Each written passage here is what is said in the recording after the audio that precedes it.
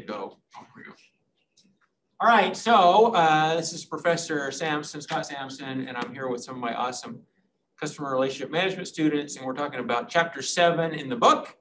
If you are from the future and you're watching this sometime in the future, you'll see this is 2021. I'm wearing a mask. We're still in social distancing in 2021.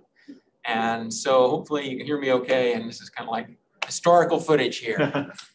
So somebody in the future will play this on their hologram projector and they'll say, wow, it's kind of two-dimensional, but still kind of cool. All right, so managing across the region. So the first part of this chapter, there's a discussion of this thing here, which is the region. So we have the different processing regions. We have the provider on the left and the customer on the right. The provider, of course, is the specific beneficiary. Okay, we talked about that before, meaning their benefits are realized outside of this particular process relationship.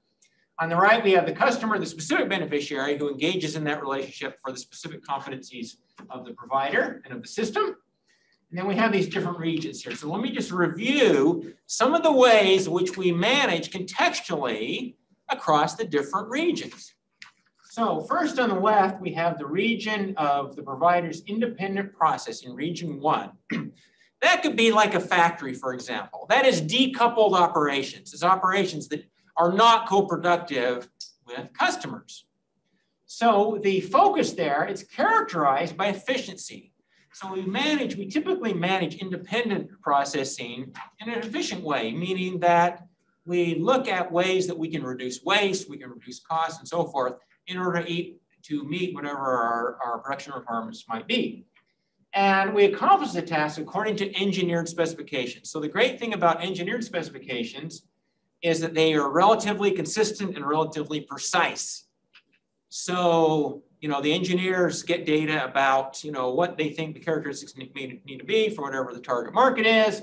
And the engineers design those specifications so we can have a very clear target that we're shooting for in terms of our production requirements there. Now, if we move from region 1 to region 2, it seems like it's like a close shift there because it's only one region away. However, the dynamics, the operational dynamics are very different. This is characterized by quick and accurate response to customer requirements. Whereas in region 1, we're basing our production according to engineered specifications, which are again very consistent. Now, in the region 2 surrogate interaction, we have to respond to customer requirements. That each customer might provide different specifications, or they might provide different resources that we're acting upon here. So can we do this quick and accurately? Can we conform to those? If we move on to region 3, further towards the customer's process domain, this is characterized by empathetic understanding of and adaptation to customer needs. This is very interactive. It's the most co-productive. And as a result, we have to be the most responsive. So we have to have the ability to have empathy, to understand what the customer situation might be, and adapt to that. Do we have the ability to conform to whatever that customer variation may be? The result of that, as we recall from chapter 5, is that this is the region of the worst operating efficiency of all. Is we take a hit in operating efficiency as we're trying to accommodate in an empathetic way to customer needs. And then as we move to region 4, now we're into the customer's process domain. The customer's controlling and directing those process steps. That's characterized by robustness and clear dissemination of customer roles. So what does robustness mean? Somebody give me a definition or explanation of robustness. What does it mean to say something's robust? Lane? Self-service. Okay, it is self-service for sure. But what do we want in our self-service that makes it robust? Jordan? Is it just like it's pretty user-friendly and it's capable of doing a lot of different things? Oh, excellent. So he said user-friendly. So you have to forgive me. Since we're being recorded, I tend to repeat everything everybody says to make sure the mic picks it up. What Jordan said is that it's user-friendly, but it's able to conform to customer requirements. Okay, good. Wanted you to comment? Yeah, I was going to say foolproof. Okay, foolproof in the sense that, we don't use the word foolproof as much as fail-proof now, but it's the idea that you can have a customer that makes a mistake, but still the process works. Okay, so it's adaptable. So another way to think of that, so these I think are all good answers here, is that robustness means that the process is able to absorb customer variation without detrimental effect, meaning that we don't have problems with the process because the customer didn't comply with the process. So, does the customer understand what the process is? Is the process able, if the customer comes in and doesn't exactly do their job as specified, does the process fail or not? So actually I have an example of that from today. One was I had lunch today over at the cafeteria across the street. And when I was having lunch, I went to the salad bar and I wanted to get some carrot stick things. And nobody was at the salad bar, so I just cut in through the exit line and walked in to get my little carrot sticks. And there was an employee there who said, excuse me, you came in through the exit. I said, yeah, I sure did. I'm like, isn't that great? And it's like, no. He said, you're not supposed to do that. He said, you're supposed to go in through the entrance because, hey, in the pandemic, you got to go sanitize yourself before you go in the line. It's like, I didn't know that. Nobody told me. In fact, I've actually been in that salad bar before where I've gone in the entrance line and I saw the hand sanitizing station. I didn't know you were supposed to do that. I sanitized when I got in the restaurant, in the cafeteria. So anyway, that was not a process that I really understood what my role was. Was it robust? I don't know if it was or not. Another example of this idea of robustness is self-checkout. So yesterday on my way home from, where was I coming from? Probably work or somewhere. But anyway, I stopped at one of my favorite restaurants, which is Sprouts. And Sprouts is kind of, I'm hoping to get some kind of an associate degree from Sprouts in self-service because they have a self-service station and sometimes it works and sometimes it doesn't. So I go to Sprouts largely to buy produce. I love their, produce that they have there. And you get to the self-checkout. I like doing the self-checkout too, because I want to be mobilized. I want to be enabled. I feel like I have some confidence here. But sometimes, honestly, like half a dozen times, the self-checkout station will give an error message and say, call the attendant. And then the attendant has to come over, scan their ID card, slap me across the face and say, don't do that again. So what are some of the things I do wrong? Well, you're supposed to take your items out of your shopping cart and you're supposed to put them on the barcode scanner and scan the barcode, but some things don't have barcodes, like oranges, for example. Sometimes they have barcodes and sometimes they don't. So if they don't have a barcode, you got to look it up. So you got to go type in what it is. And I can't find some things like green onions. I tried under green. I tried under onion. There's another name for them. What is it? Scallion or something like that. It's kind of like a green onion, I may have had. So anyway, I can't find it there. So somebody has to come over and figure out what my thing is called. And then you have to put it on the scale to weigh it. And if you don't put it immediately on the scale, the thing freaks out on you and sends an error, signal. And as somebody comes to scan their ID card to get you out of that. So you should really put it on the scale first before you put in the code, which I didn't realize. And then after that, you're supposed to take the item and put it in your bag. But I often bring my own bags because I'm trying to save the planet by using reusable bags.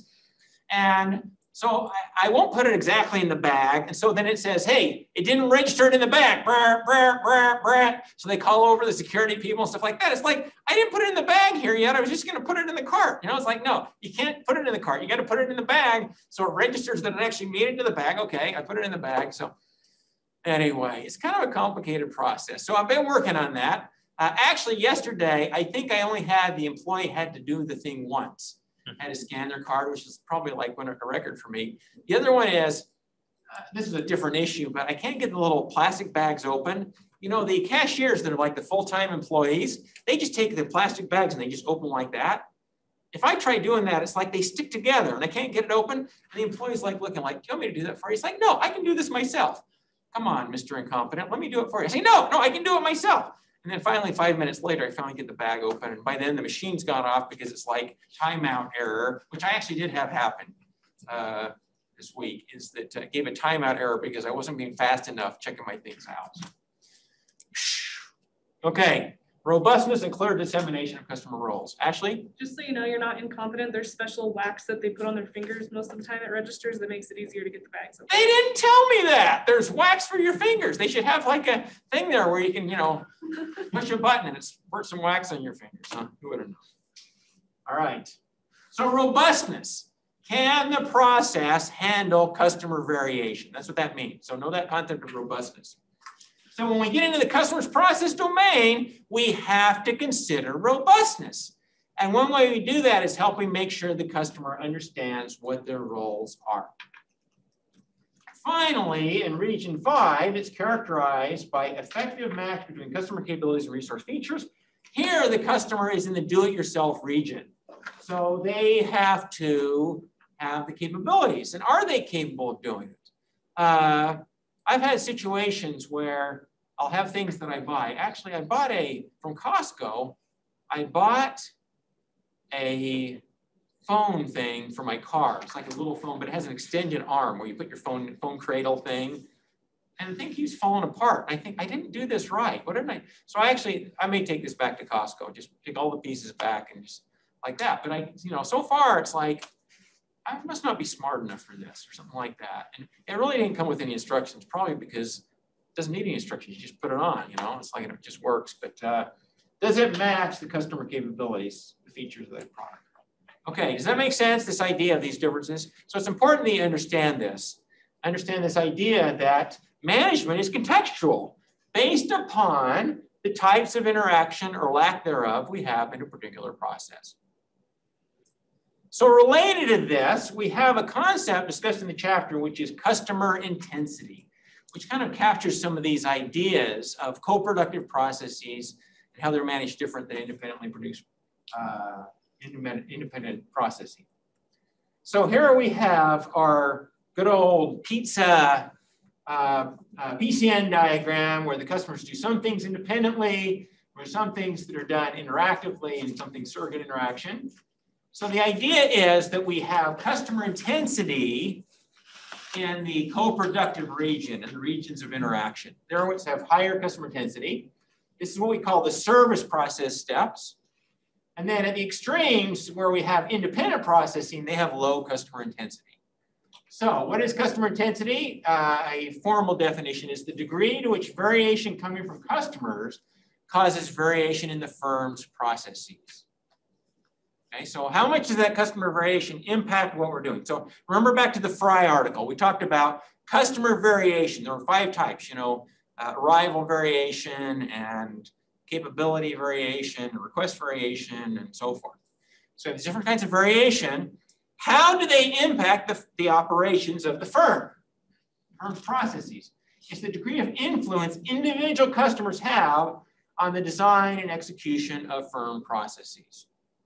So does each individual customer have a significant impact on the processes, or is there some buffer there? Are they decoupled? So at one extreme, we'd have low customer intensity. So let me give an example. This is where customer variation has little impact on variation in the process step.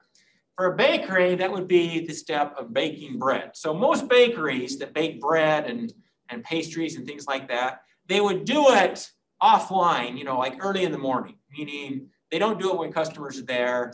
They do it separately. They might do it based on demand forecasts, but it's somewhat buffered from the customers. So low customer intensity versus high customer intensity where the variation has a big impact on the process step, something like selling the bakery item. So here, if you're working in this part of the process, every customer brings in unique needs, unique requirements, unique capabilities, and motivations, and things like that. So you need to have the ability, perhaps, to absorb some of that customer variation. So that's this idea of customer intensity, closely related to the robustness concept. All right, so why do we care about this? This is a chart that's adapted from a chart published in a 1978 article by Dick Chase. And here we have low intensity and high intensity, and we have some different design factors. So on the left side of this, we have design factors pertaining to facility layout, worker skills, job design, sales opportunity, and so forth. If we have low customer intensity, some of the ways we might consider those factors are the layout, organize it to enhance process flow. So if you're designing a factory or you're designing a warehouse, you want to have good process flow. You want to have good, efficient movement of the products through the facility. Worker skills tend to be based on efficiency and consistency, trained employees, job design tightly defined with precise steps and cycle times. We try to keep things relatively consistent. Mass marketing, sales opportunities, and so forth. So this chart is actually in the chapter.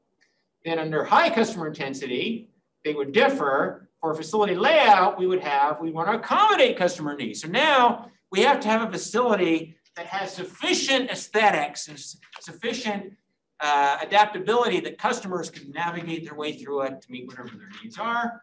The worker skills focus on interaction and responsiveness, job design broadly defined versus the narrowly defined or tightly defined, sales, personal selling, and so forth. So let me take you through a couple of brief examples of this.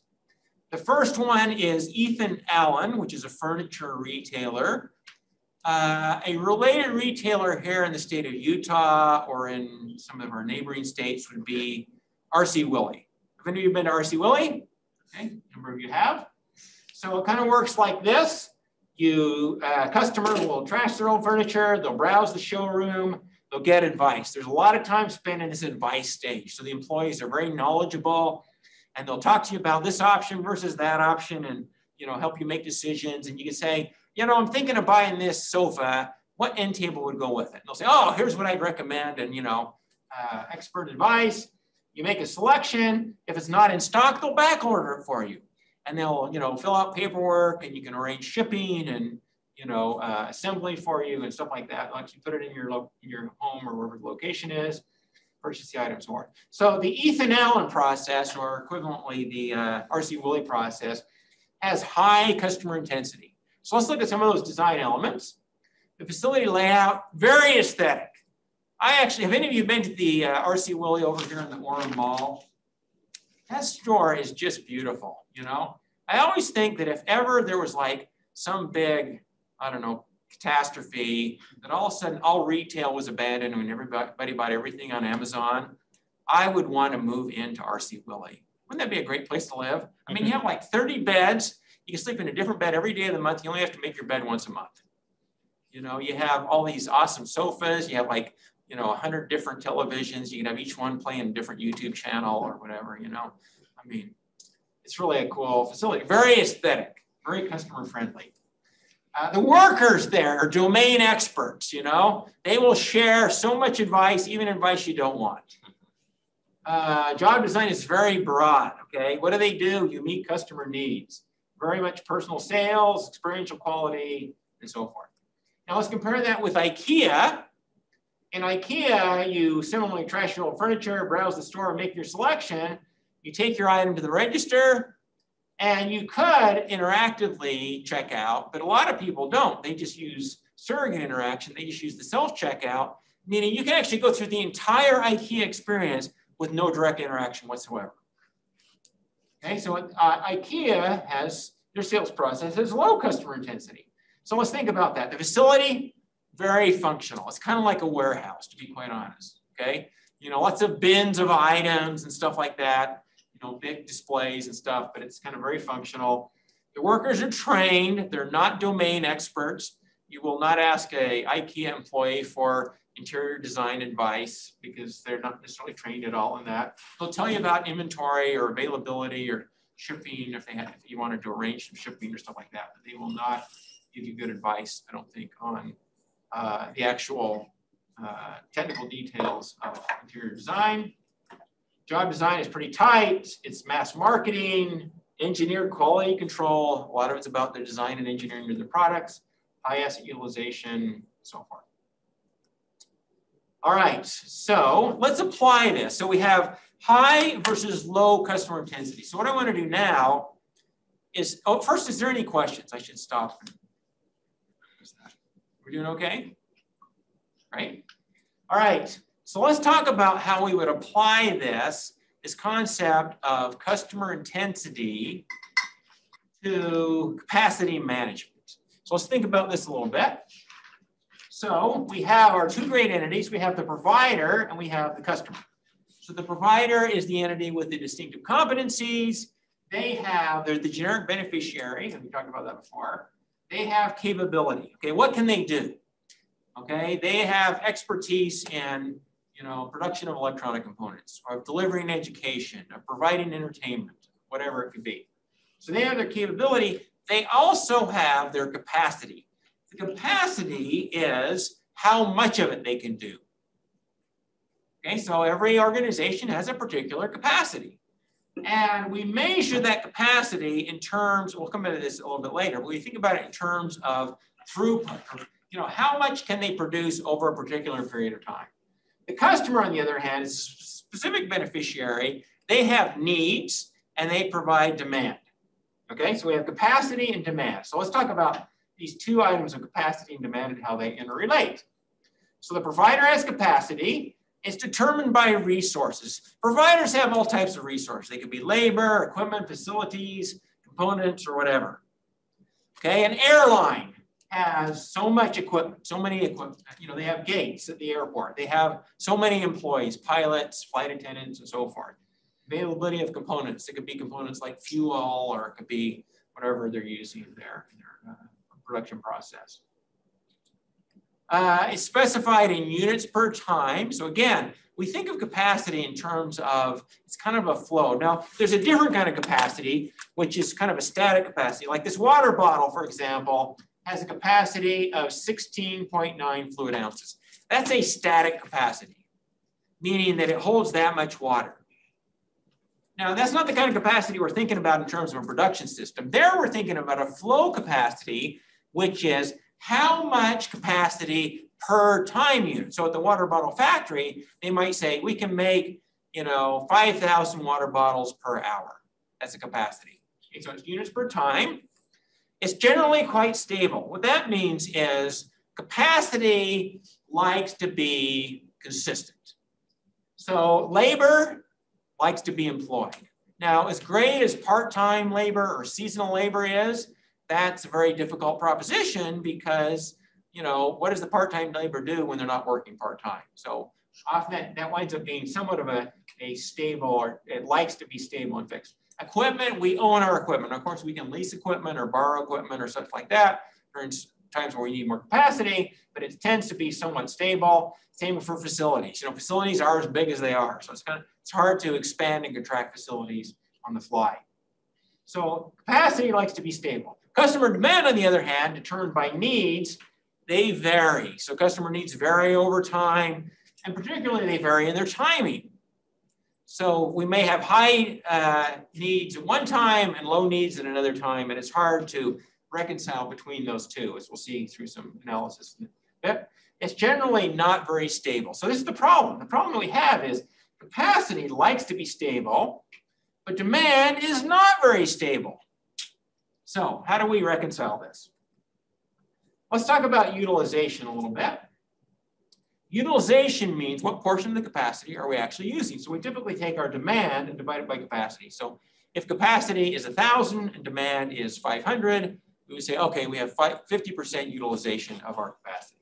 And it's slightly more complex than that because you have different types of capacity, like the design capacity and the effective capacity.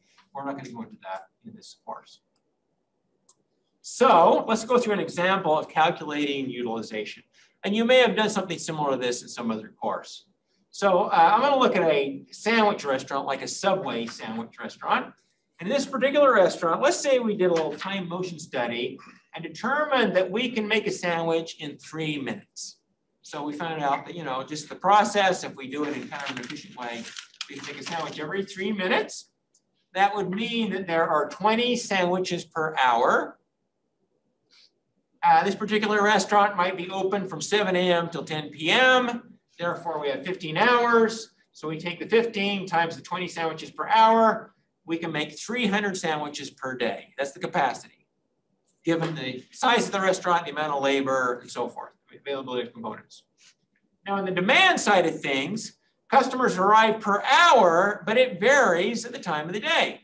So this particular restaurant, imagine that in the morning, you know, not a lot of demand, maybe 8 sandwiches per hour times 5 hours for 40 sandwiches. During the lunch rush, they might have 20 sandwiches, 20 customers arrive per hour times 2 hours for 40. In the afternoon, they might have 10 per hour times 3 hours or 30. And finally, in the evening, They might have it go back up a little bit to 15 per hour between 5 and 7 at dinner time. And finally, 7 to 10 p.m., they might be back down to 10 per hour. Okay, so I just made this up. These are not actual statistics, but for illustrative purposes. So if we add up all these numbers here, in any given day, we'd have an average of, if I calculated right, 170 sandwiches. So what is our utilization? 107 divided by 300. Yep, 170 divided by 300, or 57%. Now, here's my question. Is that a good or a bad amount of utilization? 57%. What do you think? Depends. Okay, what do you think, Juan? What does it depend on? Because even though, yes, in total you can make 300 sandwiches, since the demand fluctuates, then you have to kind of calculate like maybe your utilization per hour or by segments of hours. Okay. Wow. That's actually my next slide. So yeah, because it varies, to talk about utilization across the day is kind of meaningless. We really have to look at utilization hour by time period. Please, Geek. I say if it covers your costs, at least your cost to produce all the sandwiches. Okay, good point. So if it recovers our costs. Now, there's a concept that I wasn't going to cover here, but I don't remember if I mentioned, did I mention break even in this chapter? But we would have a break even utilization typically. And what that means is, can we cover our fixed costs? And maybe 57 is enough. In fact, interestingly, for example, in airlines, I've heard that the break even is 71% utilization. And I don't know if that varies across airlines or what, but it's kind of this idea that something like 71%, that if you can achieve 71% utilization, you'll be a profitable airline.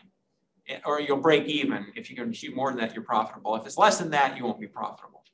So yeah, that's an important issue is, does that allow us to cover our fixed costs? Good point.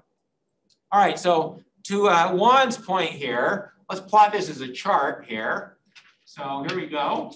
Here is the different times of the day on the horizontal. And the vertical, we have the different amounts. So our capacity is at 20, is what we said. So we can make 20 per hour, but our demand, of course, varies during the day. So in the morning, our utilization, even though throughout the day it averages at 57%, in the morning, our utilization is only 40% utilization, which means we have a lot of idleness in the morning in the facility. But then at the lunchtime, we actually hit 100% utilization right here. Now, that seems like 100% utilization, but a common mistake that companies make is they mix up and confuse sales with demand. They're two different things. See, sales is how many you sell per time period, which is what we're tracking here. But demand, in fact, could be much greater than that. So in fact, at this busy time when they have 100% utilization, the reality is their utilization might actually be like 130%. But 30% of those customers might, what we would call bulk, meaning they don't join the queue because they don't want to wait. The wait's too long. Does that make sense? So in fact, it actually could be even higher utilization than that, but we're just not representing it here because it's kind of capped out at 100%. And then here we get back down to about 50% and 75%, such like that. So the point of this is, especially in these co-productive processes, utilization can be a really complex issue here because of the fact that demand is not stable, even though capacity tries to be stable, or capacity likes to be stable. Okay, so the ski resort, so we've already talked about this a little bit. Do we measure the number of customers? Do we measure ski runs? Do we measure vertical feet skied? So how do we measure productivity is one of the issues. The amount of fun, okay. Here we go. That's not me. All right. Do we measure in January? You know, usually a pretty busy time for ski resorts. Weekdays. I like to ski weekdays. I avoid weekends and holidays just because I hate crowds, I hate to have to wait in line. July, you know, again, a lot of ski resorts could be open in the summer months with lower utilization. Capacity, customers per hour, runs per hour, and so forth. Demand varies, again, capacity is stable. All right, so managing capacity demand. We forecast our demand, and then we have different capacity planning strategies. So I'm going to do a quick review of 3 different strategies. One is called peak demand strategy. Another one is called the level production strategy. And the third is called a chase strategy. And then when we have this mismatch, the question is, how do each of these strategies deal with the mismatch? So here we have a bicycle factory. And this bicycle factory can produce 5,200 bicycles per month. So here's all the months of the year on the horizontal. And so here we have their demand, and the demand for bicycles, as you'd imagine, is much higher in the summer than in the wintertime. So this bicycle factory makes bikes at a constant rate, as we've already said. Maybe it could be 80% utilization of the capacity or whatever it is. So they produce at a constant rate, but their demand varies dramatically. So what is this gap here on the left? What would you think that would represent? Off season. Okay, off season. What is in this gap? What do you fill the gap with, please, Pedro? Building inventory. Inventory, exactly. So that's our inventory. So what we do is we build up inventory and then we sell the inventory during the time of peak demand. Hallelujah, what a wonderful thing this is. This is enabled because it's a decoupled process. Because the bicycle production is not customer dependent. Therefore, they do not need demand. They can produce before demand and sell for future demand through inventory. Does that make sense? Good. All right, so here we go. We have the bicycle manufacturer producing the bike. They sell the bike and then somebody rides the bike. So in producing the bike, the inventory allows high utilization. Selling the bike is interaction, so therefore we have lower utilization. So the bicycle factory itself may have utilization of 80, 90%.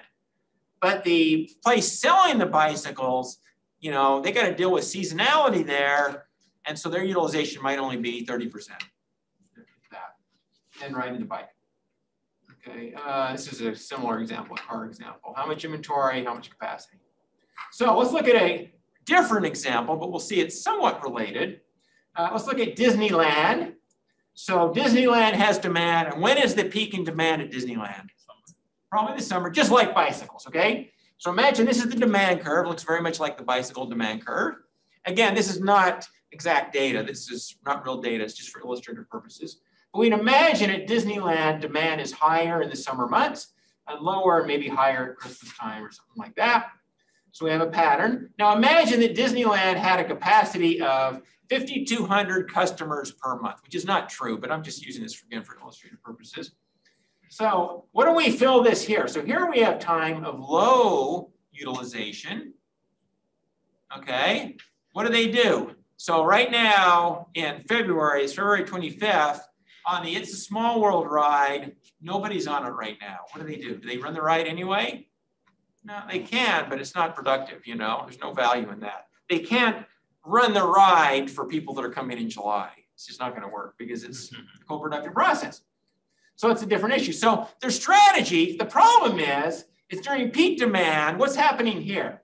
What's happening at this time in July and August? Long lines. Horrific lines, okay? So how do you deal with that? See, that's a real dilemma there. So one strategy could do what's called a peak demand strategy, which is, hey, let's build a bigger park that meets the demand of peak demand, which is 80, 100 customers per month. In this, you know, hypothetical situation, well, that could be a good thing because it helps us have shorter lines during times of peak demand. But what's the problem with this strategy? Ryan? Yeah, high costs. Very high cost. And it's killing our utilization during this time over here, you know? So, you know, that's a really big problem. So think about that in terms of if you're building a hotel somewhere that has cycles in demand, you know? The Disneyland hotel or other hotels, like, oh, the real problem is there airlines, you know? How many flights do you run to Orlando? Well, in some months of the year, you can't have enough flights. Other months of the year, they're running mostly empty, you know? See, it's a real dilemma that we face here with co-productive processes. Now, so here we had this purple line, which was called the level demand strategy, level capacity. Here we have a peak strategy here where we try to meet peak demand. And then another one might be like this, which we call a chase strategy. What this strategy is we make our capacity change based on demand. So during times of low demand, we have lower capacity. During times of high demand, we have higher capacity. Well,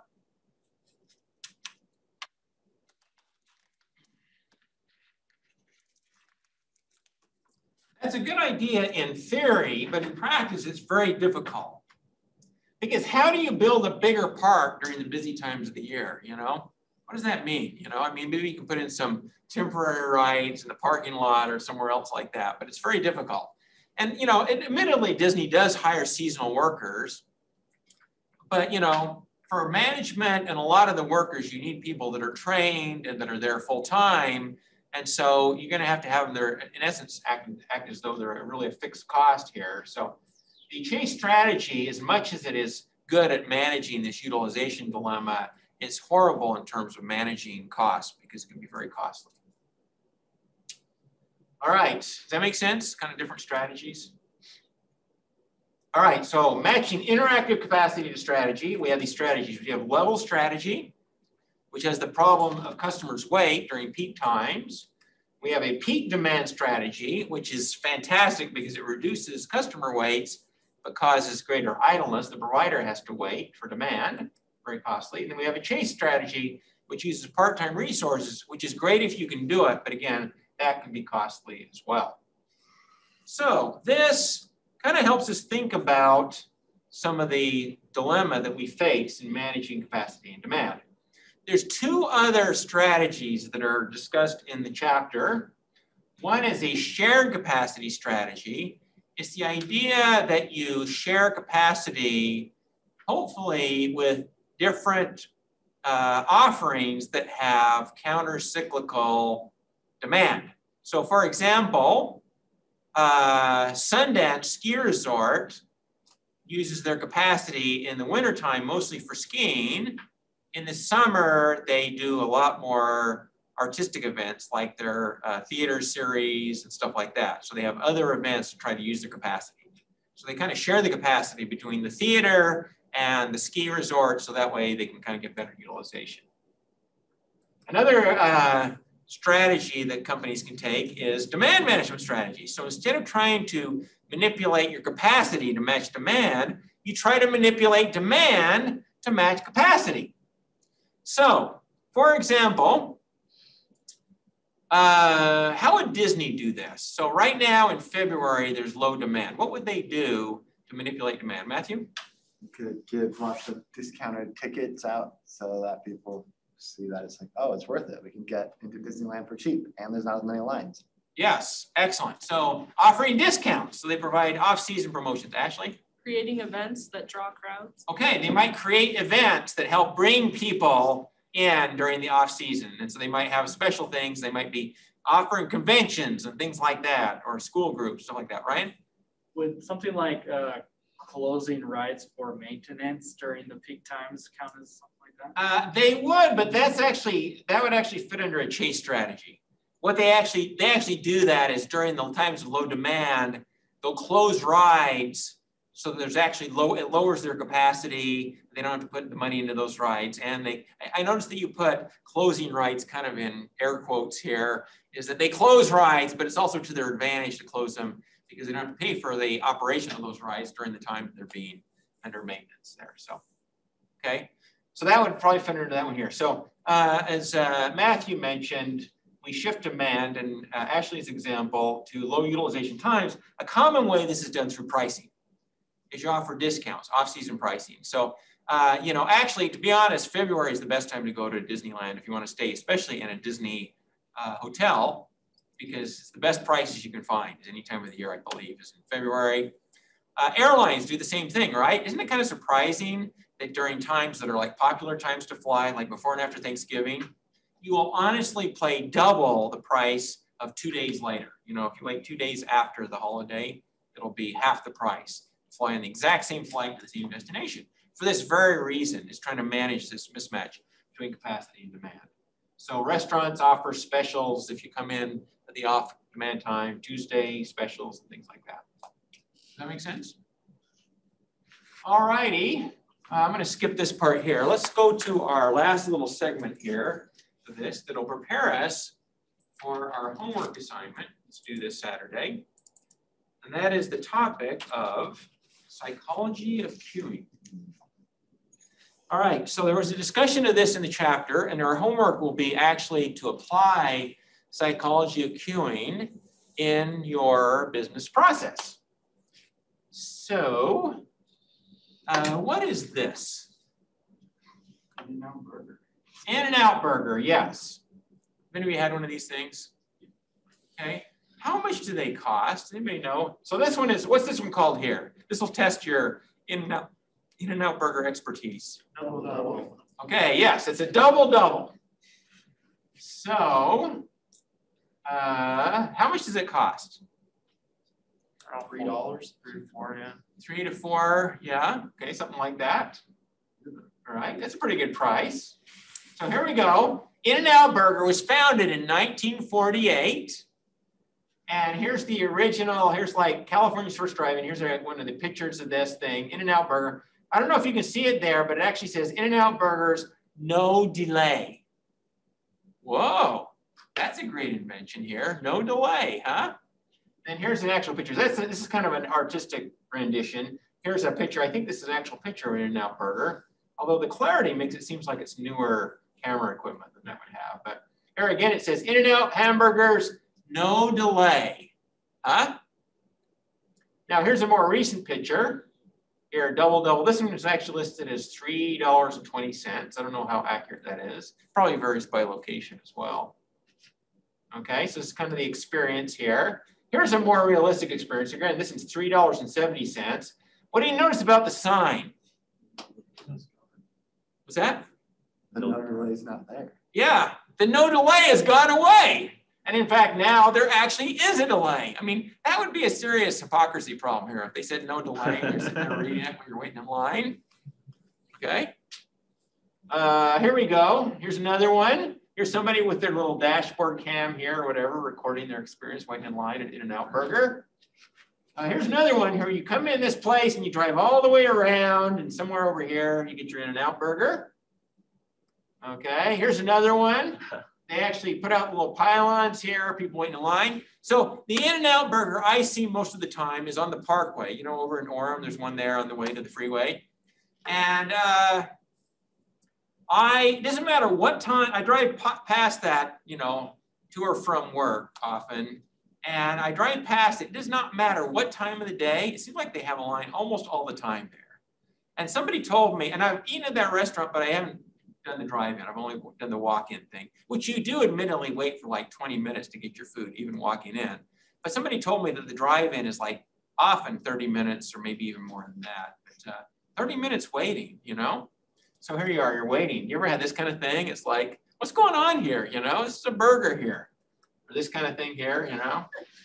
All right, so my question is, how much does an In-N-Out Burger truly cost? $3.70 or a lot more than that? Probably a lot more than that, you know? I mean, it depends on who it is. I mean, if you think about it, you know, here you have like, I don't know, a brain surgeon in there that's waiting for 30 minutes that could have been out doing brain surgery. It's like, this thing's probably costing you like $1,000 for that burger here, you know, if you take their time, the opportunity cost of their time into consideration. So that's what we want to do. The point of this part of the chapter is about how we manage that cost of waiting. All right, so what are the costs of waiting? Cost of service include capacity, if the firm is waiting for the customer. So as we already talked about, some of the capacity costs could be facilities, equipment, labor, and so forth. So if the firm is waiting for the customer, if they have capacity, the costs are, you know, paying for your operations. It's the cost of goods sold. It's the overhead cost that you have and so forth. Now, the customer waiting, on the other hand, is another cost. It's not the cost of the capacity, but it's the cost of, in essence, the customer's capacity. And the customer has to wait for the firm.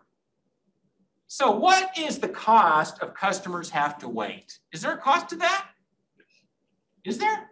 I mean, does the firm care if customers are waiting? No. It should. In what way? So give me some ideas. One? If they leave, the lifetime value, right? Like they're like, hey, like this is lifetime value, yeah. So for example, decreased loyalty, okay? Lost sales, okay? You don't have that relationship with the customer anymore.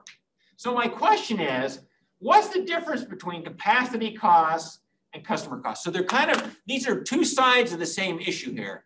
The capacity cost is the capacity of providing enough resources that the firm will be waiting for the customer, versus the customer costs, which are these psychological costs and the inconvenience costs and the opportunity costs of the customer.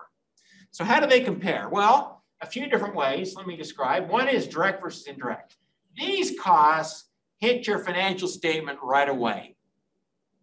They're very direct costs, okay? They're attributed to the production in the facility. Versus these costs over here are kind of indirect, meaning they don't hit your financial statements immediately. They're kind of indirect through subsequent, months and years of lost sales, for example.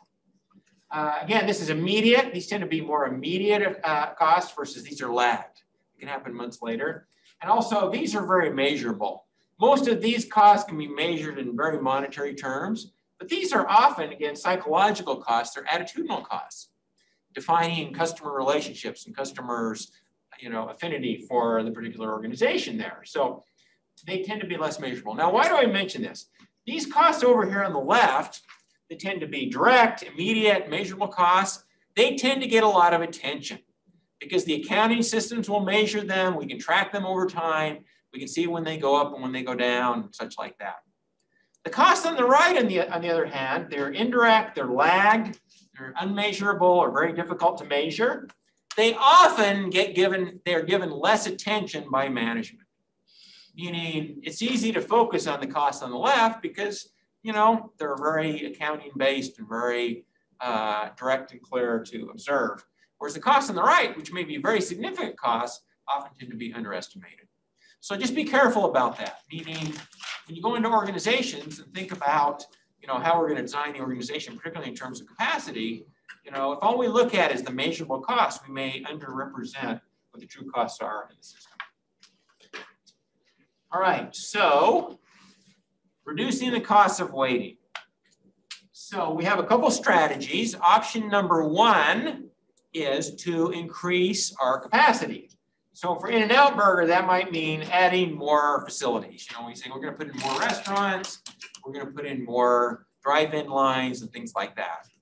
As we talked about, that could be a good idea, but given that demand varies, that also could be very costly in terms of increased inefficiencies and lower utilization of those facilities.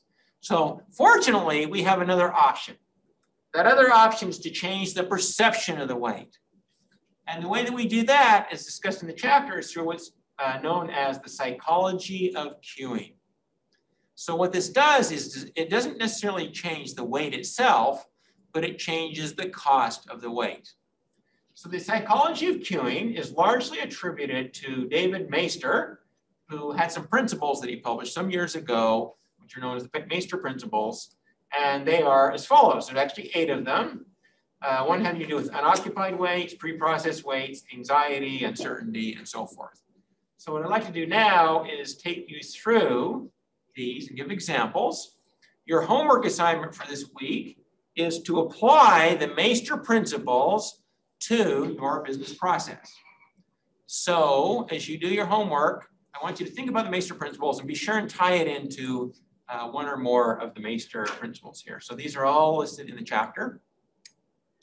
So I'll give you a little bit more detail about them now. So the first one is, unoccupied waits seem longer than occupied waits. So what that means is that if we have a wait where we are engaged doing something that could be, entertaining, or it could be somehow considered to be productive or useful or whatever, we feel like that wait is shorter than if the wait is spent in just idleness.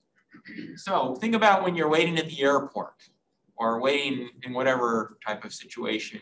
And if you have something to do versus not having anything to do, it can make a big difference.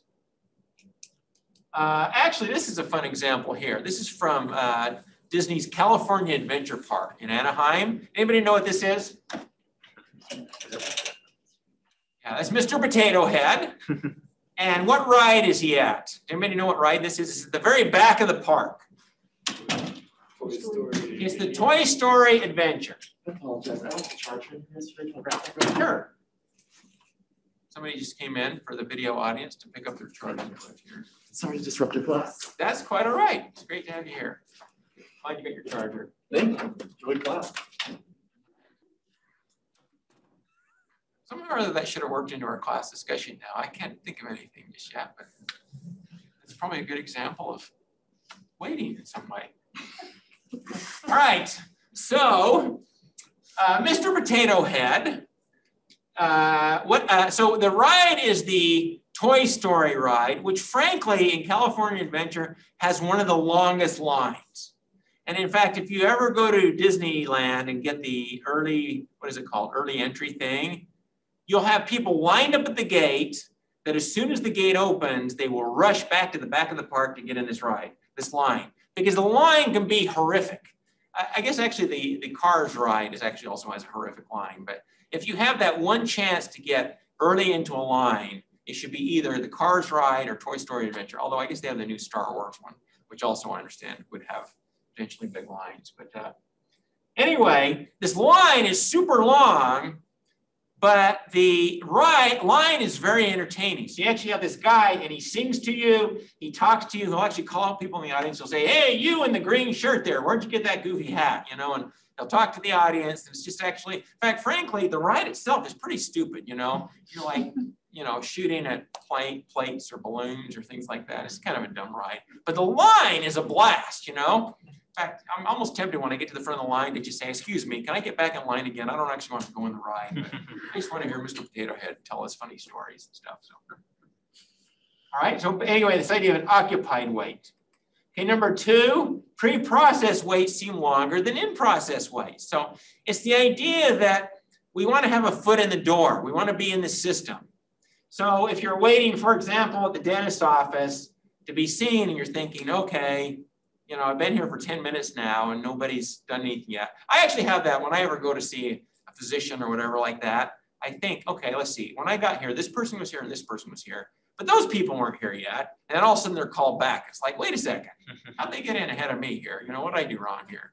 So there's kind of this idea of, I'm not in the system yet, versus they take you back and they put you in the chair and you sit in the chair for 10 minutes, but it doesn't seem very long, because at least you're in the system. And I've actually thought of that as well. It's like, why did they put me in this chair if they're not going to help me? It's like, oh, at least I know I'm here. They're not going to forget me because, you know, I'm sitting in the chair here. So, all right, number 3, anxiety makes wait seem longer. So if you have anxiety about what you're waiting for, it can make the wait seem like a longer wait.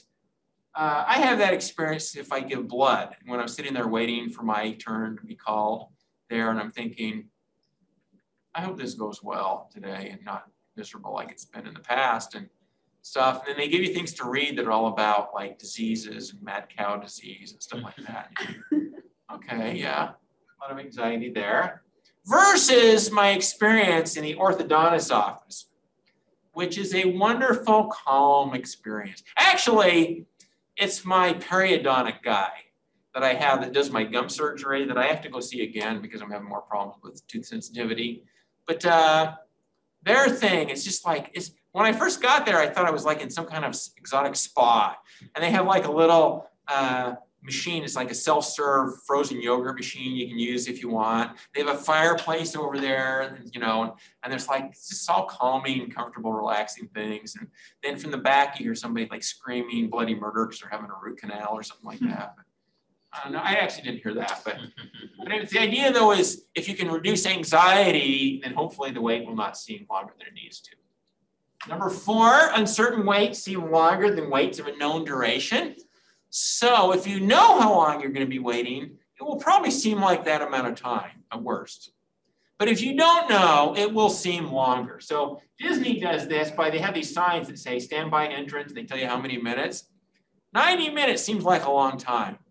But trust me, if you didn't have an idea it was 90 minutes, it would seem a lot longer than 90 minutes. So it's the idea there is it's beneficial to provide information about the waits, how long they'll be. Unexplained waits seem longer than explained waits. So it's the idea that, you know, if you understand why you're waiting, it can help reduce the cost of the waiting. So here we go. This is an airport sign. Delayed due to some reasons, yeah. I've actually done research in this area. So a colleague of mine and I, we did a research. It's actually involved waiting at a bakery. And we developed a bunch of scenarios where we had people waiting, some of which were explained and some of which were unexplained. So for example, I mean, what we did is we made some videos about these waiting things, and we had subjects watch the videos, and then they had to estimate how long they thought they were waiting in line. And when we made the videos, we actually used software to edit them so that they were all almost exactly the same. But we had 3 different scenarios. We had one scenario which was we're waiting because the customer at the front of the line had a problem. Like what they're actually doing is paying with coins, which I don't even know, what is a coin? Anybody seen a coin lately? You know, anyway, we had a customer up there who's paying with nickels and dimes and whatever like that. And so, you know, the employees up there counting it out and the customer can't find all the coins. So anyway, the delay is due to a customer failure. We had another one, which was the server failure, where the delay is explained, and what it is that the employee actually can't make change. They have a problem in their cash register and they can't make change, so they have to go in the back and they have to, you know, find some other cash that they can help resolve the problem, but it's the employees causing the problem. And then the third scenario had unexplained wait, meaning you're waiting, but you have no idea why you're waiting. You just know you're waiting. So again, we had the 3 videos that we created, and they all had pretty much the exact same, you know, within a second or 2, they had the same amount of wait. So of the 3, which one seemed to be the longest wait? Unexplained. Clearly unexplained, and our data showed this. It was clearly the unexplained wait seemed the longest. Now, of the other 2, the customer failure or the provider failure, which of those seem to be the longest? Customer failure? Yep. Actually, at least from a statistical perspective, they were identical. Meaning that it didn't matter if it was the customer that failed or the provider that failed.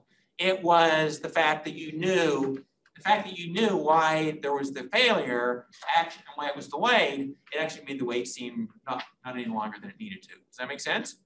So the point of that is that if you have information about why there's a failure, let customers know about it. Even if it's the company's fault, it will actually, in theory, according to the Meister principle, make it not seem any longer than it needs to be. 3 more. Unfair waits seem longer than equitable waits.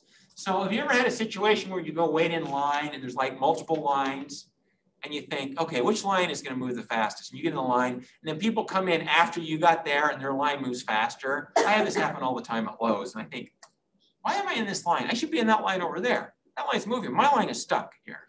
So that's an unfair wait versus these big snake things where everybody has to wait kind of the same amount. These have been shown to be more fair, and as a result, you get, they don't seem longer than necessary. Number 7, the more valuable the service, the longer people will be willing to wait. So for example, if you're waiting, here we have some students waiting to get tickets into some big event. I don't know if it's the playoff basketball games or whatever it is, but some big exciting event. So people are willing to wait longer, and they're waiting in more difficult conditions than if it's more valuable service. Here we go. This is a line going around Best Buy for Black Friday. And here's a guy who's waiting. It says, I'm camping out for Black Friday, 33 days or bust. All I can say is I hope that guy got his big screen TV after waiting 33 days for that. But okay. And finally, principle number 8, waiting alone seems longer than waiting with a group. So this example on the left is actually a restaurant. They have one of these over in Orem. And when I've been to this restaurant, I haven't been there much, but they have their waiting where everybody kind of faces, like sitting against the wall, looking out. And it's like, you can't really talk to people easily and stuff. You're kind of waiting by yourself, which makes the wait seem kind of more exaggerated. Versus waiting in a place where you're sitting around together, where you're interacting, and having a more social experience while you're waiting. And so the Meister principle is that waiting alone or waiting in isolation would make it seem longer than waiting with a group. All right, so those are the Meister principles. So your homework assignment for this Saturday is to apply the principles. Be sure in your homework to indicate which principles you're applying. And we will continue this discussion on Tuesday. Have a great weekend.